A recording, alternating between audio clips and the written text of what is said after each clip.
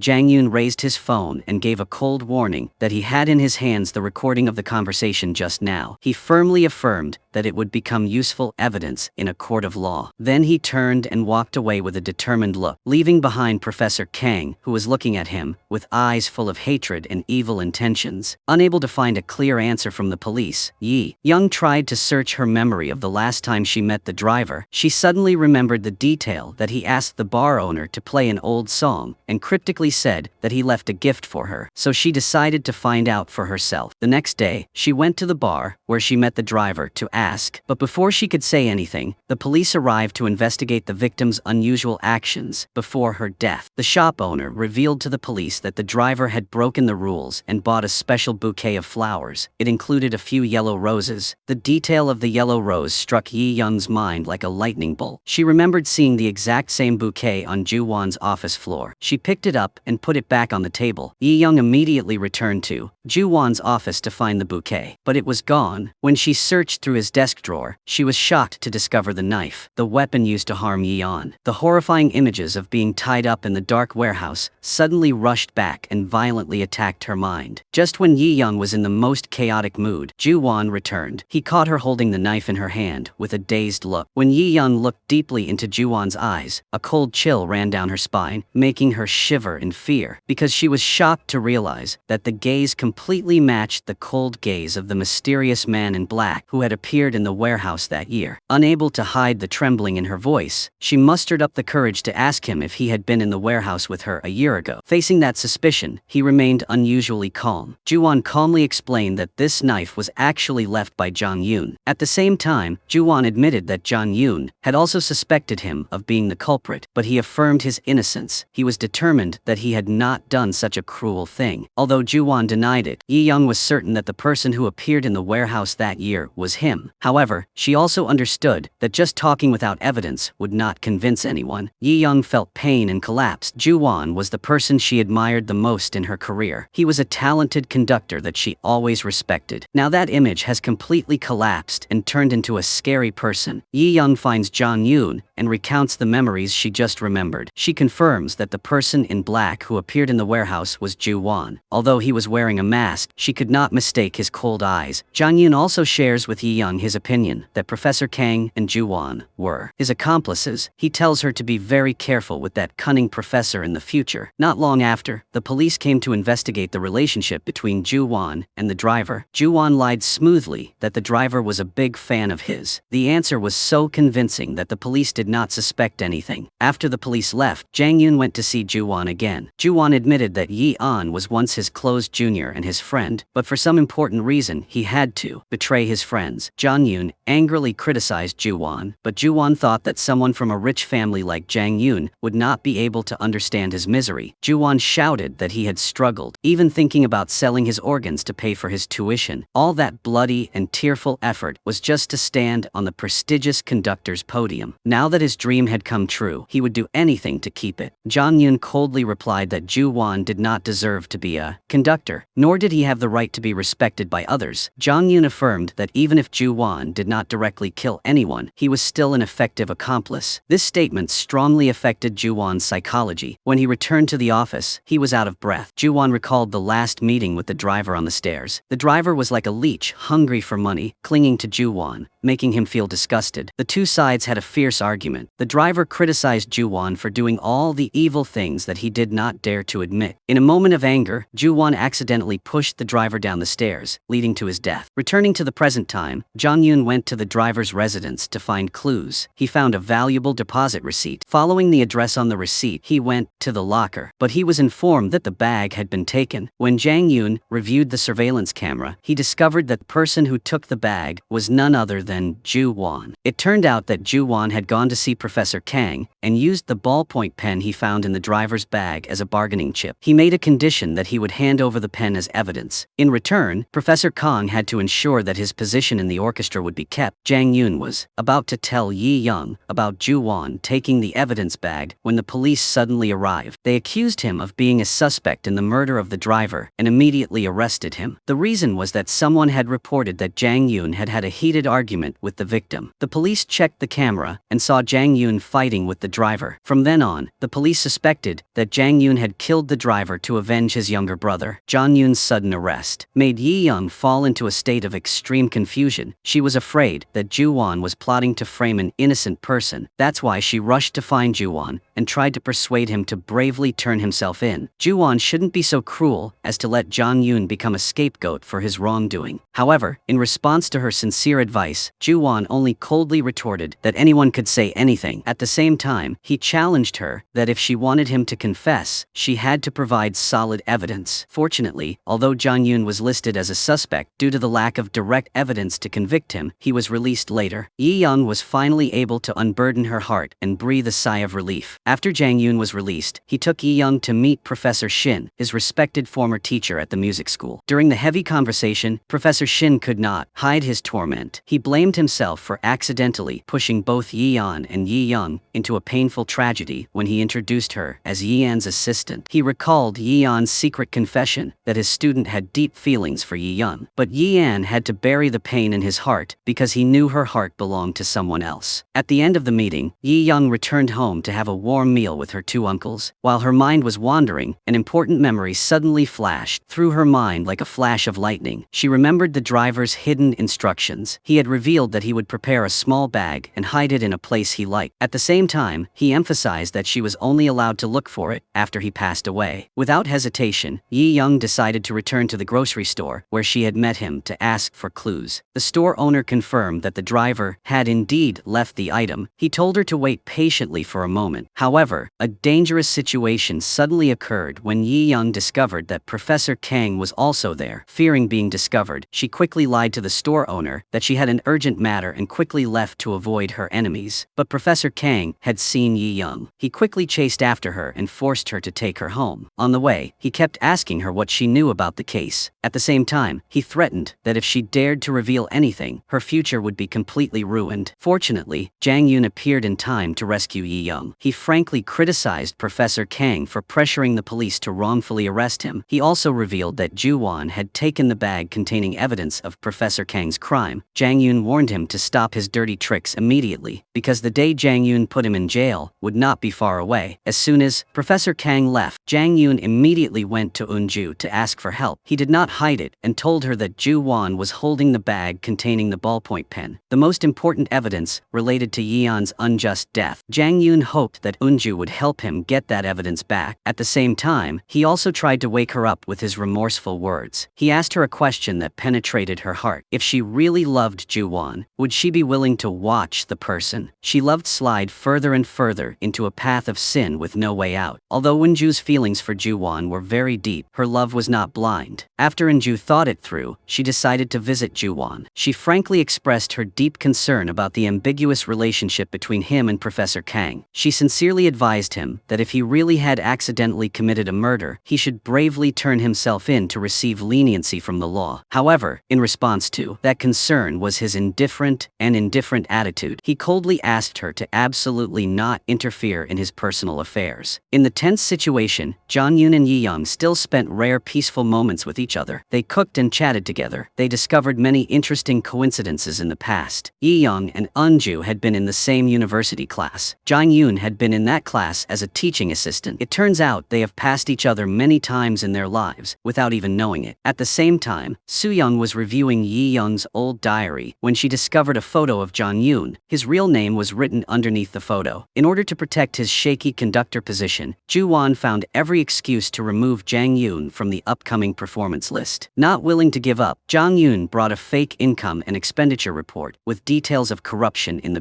orchestra to force the department head to take his side. When Jong-yoon left the office, he noticed that Ju-won's female assistant seemed very nervous. He remembered that on the night of the performance, the female assistant had searched everywhere for Ju-won. Suspecting that she knew the secret of Ju-won's alibi, Jang-yoon questioned her. The frightened assistant confessed that she had seen a suspicious figure through the waiting room window that night. Then she hurriedly ran away in fear. Having enough grounds, Jong-yoon handed over the video recording of the argument between Ju-won and Professor Kang to the police. In the video, the two mentioned the driver many times. The police immediately summoned Ju-won for questioning. At the station, Ju-won cleverly stated that Professor Kang suspected him of killing the driver, which was why the two argued. He insisted that he was innocent, because there was not enough evidence to charge Ju-won. He was released as soon as Jong-yoon stepped out of the police station. He immediately went to see Professor Kang to resolve the issue. He bluntly announced the bad news that the video evidence had fallen into the hands of the police. This meant that Professor Kang would certainly be summoned by the authorities soon to give his statement. Professor Kang was extremely angry at that information. He denied any involvement in an attempt to shirk responsibility. However, Ju-won did not give Professor Kang a chance to escape. Ju-won immediately launched the decisive attack, threatening to expose the truth that a year ago, Professor Kang was the mastermind behind Gi-an's murder.